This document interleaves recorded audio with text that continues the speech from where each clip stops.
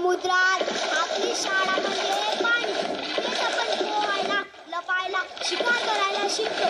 आई मी तुला शिकवतोच ना रे. हो पण बाबा, पण आपली शिकार कोण करते? आपली शिकार मोठे मासे, जलचर प्राणी आणि काही माणसं देखील. म्हणूनच तुला पोहायला, वेगाने लपायला शिकवतोय. बाबा, आपण माणसांपासून लांब राहायला हवं ना. अगदी बरोबर. माणसं जाळ टाकतात, मासे पकडतात, आपल्याला सावध राहावं लागतं. बाबा, मी मोठं झालं की तुमच्यासारखा शूर मासा बनेल. शूर, चपळ आणि हुशार मासा होशील. असाच पोहत राहा, शिकत राहा. थोडक्यात संदेश, माझं जग टिकून राहावं यासाठी तुम्ही मला मदत करा. प्लास्टिक पाण्यात टाकू नका, कारण त्यामुळे मासे व इतर जीव सुरक्षित राहतील. धन्यवाद.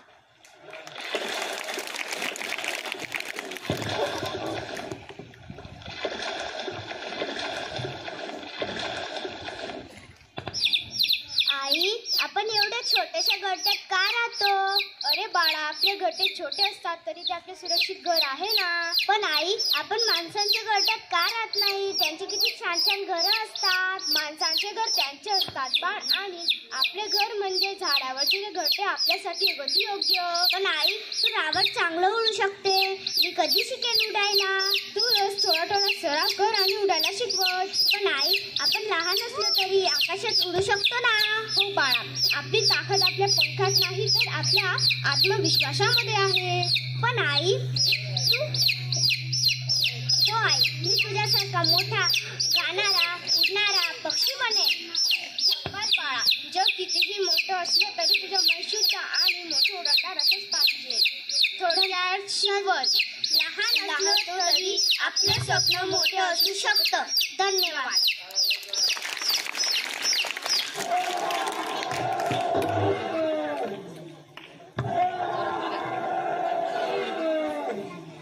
बाबा, आपण इतके मोठे का असतो?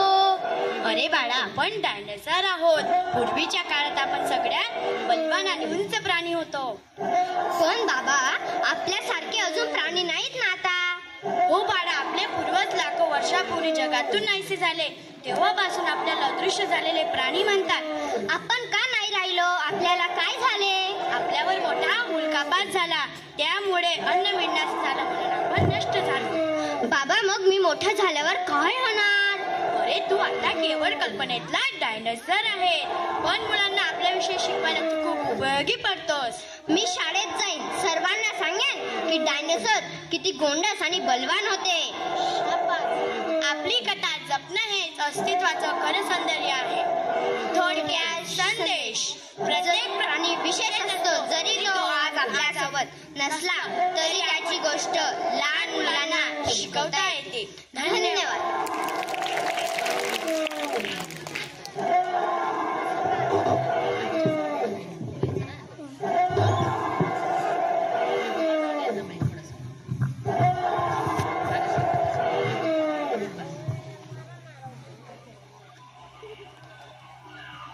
आई, आपण नेहमी उड्या मारत मारत का चालतो? आपल्याला साधे चालता नाही येत का?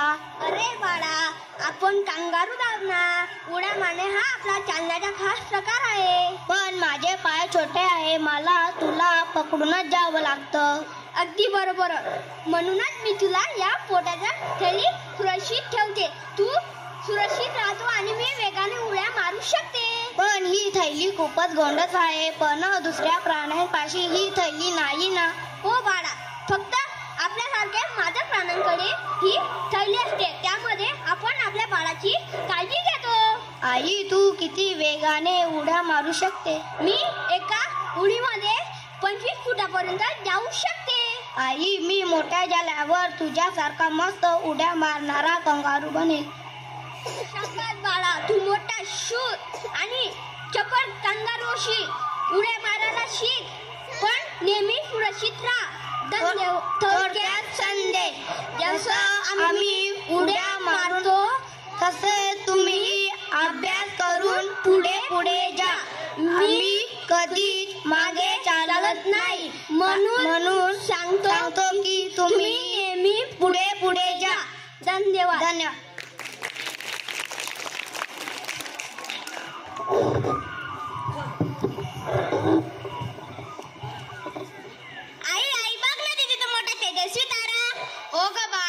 सुंदर आहे ना तो. आई तो तारा आपल्याकडे बघतोय का ग? हो ना बाळ, आणि तो आपल्याला हसून म्हणतोय तू खूप गोड आहेस. आई मला वाटते त्या ताऱ्यामागे आजोबा राहतात. अगदी खरं, आपल्या आजोबा आकाशातून तुझं संरक्षण करत. आई आपल्यालाही तारेसारखं आकाशात राहता आलं तर किती मजा आली असती. हो हो अगदी बरोबर. पण तू अभ्यास, प्रामाणिकपणा आणि स्वप्नांचा पाठपुरावा केलास तर तुझं आकाश तुला गवसणारच. आई आई मी रोज त्या ताऱ्याला हात हलवते, वाटते तो पण मला ओळखतो. हो ग, कारण तुझं निस्वार्थ प्रेम आणि निरागस मन ताऱ्या